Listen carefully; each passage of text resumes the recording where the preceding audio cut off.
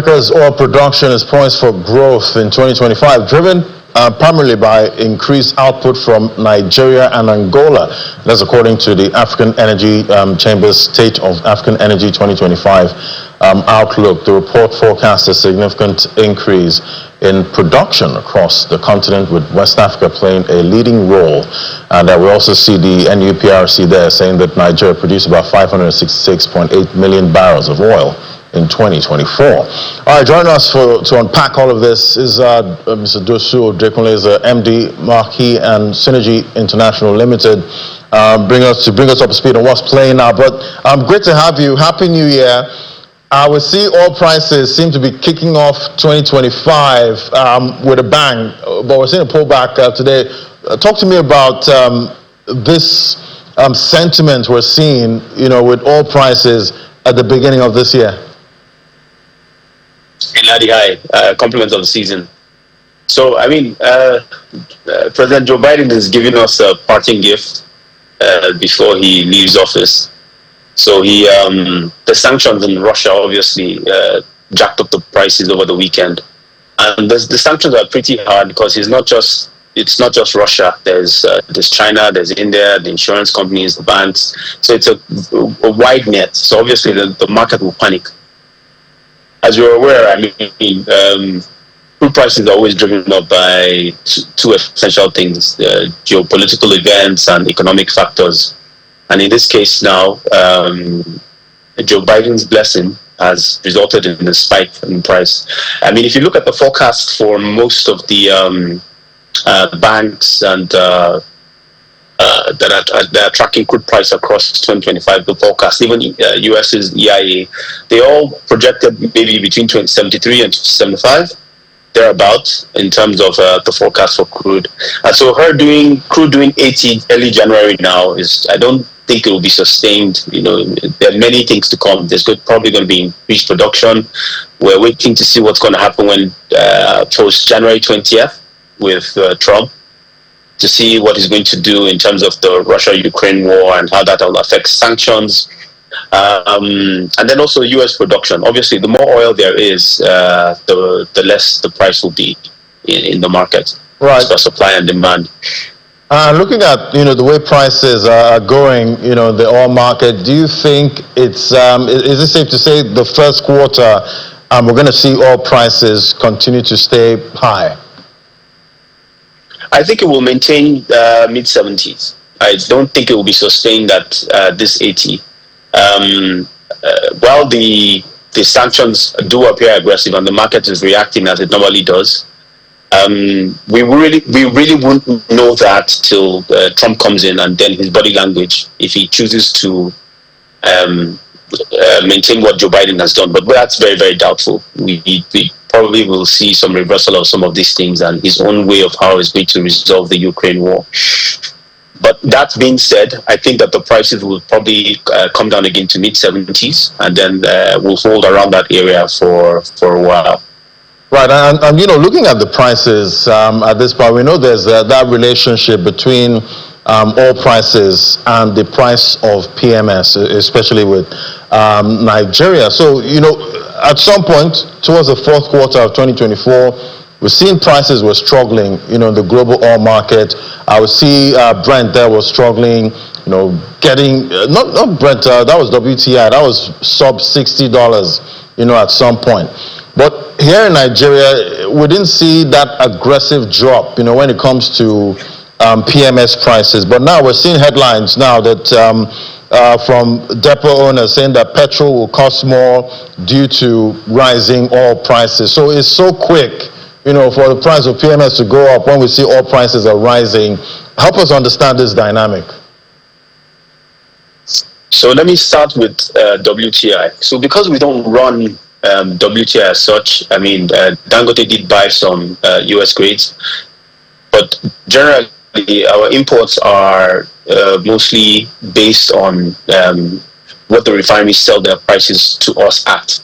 The new dynamic, being Dangote being in the system, is definitely affecting what we'll do in terms of imports, and it will continue to affect it as his production improves and increases.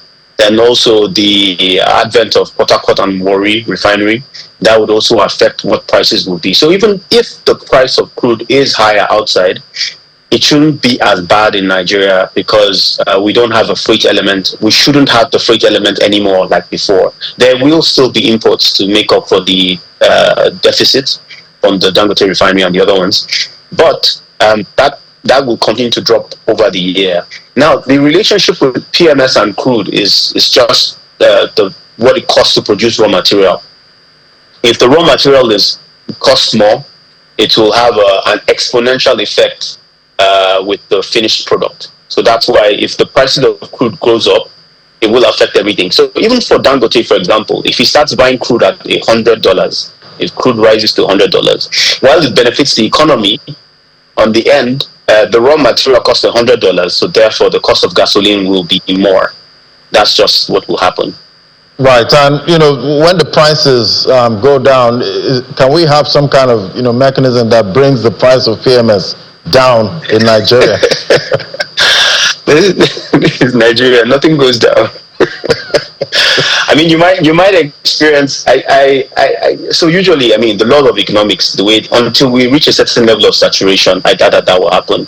The marketers themselves will use that as a buffer period, because they don't know what the future holds, and if the cost of their product or the sourcing of product drops, you may see a slight drop, but not such that it affects everything.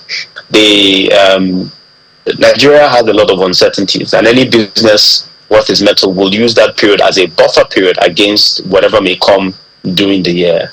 So I don't forecast, from my own perspective, any kind of significant drop in terms of gasoline. If crude drops, right, significantly, if we get to like sub 70, yes, the effect will eventually show, especially with Dangote's strategy in terms of how he's going into the market. Yes, it will show.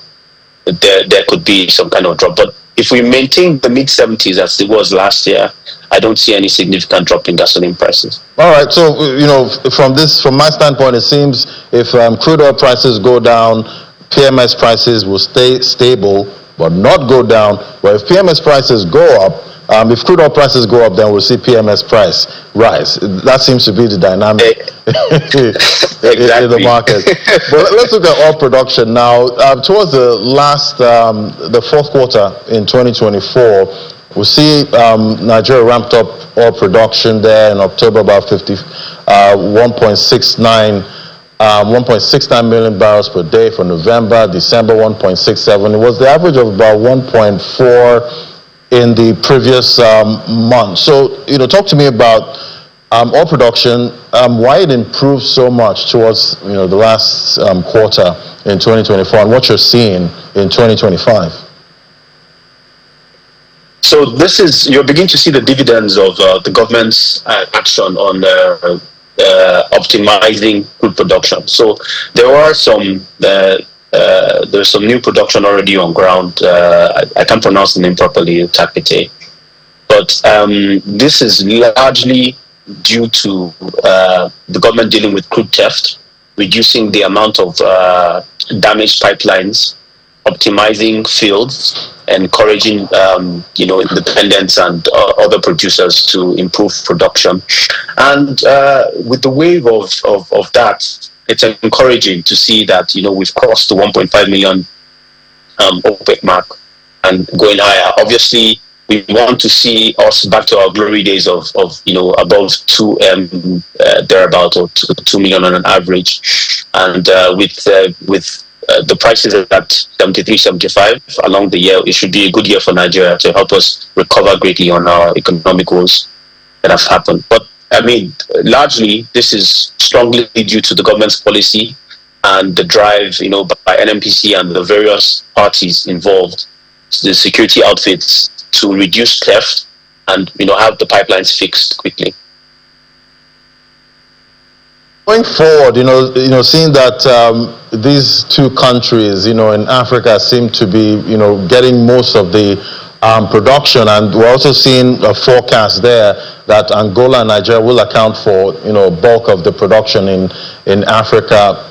Do you think somehow this can point to energy security for these countries? So most of our crude is not consumed locally, unfortunately. Angola has a long-standing, strong relationship with China. We are, Nigeria's crude is global, but we have Far East Asia. Our oil goes there. Europe are consumers of our oil. So it's not likely that you could speak to energy security in that sense. The key factor here, though, is when Dangote is actually fully functional, that this statement of energy security will come into play, because then it can consume what is produced locally from Nigeria, Angola, Gabon, or any of these other producing countries. Consume that and then produce gasoline for the region. The refinery does have the capacity to meet the need of Africa and even extra. So that will come into play. But for now, this year, going into this year, even if we are optimistic and we hit the 3.6 or even get to 4 million, the oil will go where it's been going in terms of the Far East. And another thing you also need to look at is that if the sanctions are continued with Trump, or the body line, or he doesn't unwind it quickly, the matter will come for Africa. So, and every nation that produces wants top dollar. So once the eyes of the nation of the global market begin to focus on Africa, they'll look for West African grades and push that out in lieu of what's currently in the market, meaning there'll be no access to Russia. So there's a big deficit to fill with China and India, given that their main source of supply will have been cut off. Which would obviously be good for our economies. Yes, yeah, and talking about economies, how can African countries, capitalize on this expected, that's like Angola and Nigeria, capitalize on this expected increase in oil production to actually maximize economic benefits? We keep hearing about being a top producer of this and that, but it's always hard, for that to translate into development, for the country. So I could use our nation now as, like you said, the production has shown to go up. It will mean economic policies and encouragement to the local players to patronize locally, meaning the refineries around. Once those are fully functional and there's access, we tap into that, and then once we've fed ourselves, we feed our neighbors. That would actually really, help with growth and energy security. The more these refineries work and are supported, they will increase the level of security, and then exponential, or shall I say maybe secondary and tertiary markets will improve and they will grow. And that will bring a certain level of stability and energy security, that the oil isn't going out, it's coming to the refineries, the finished product is available for us to use and our neighbors. All right, so much definitely policies that support them.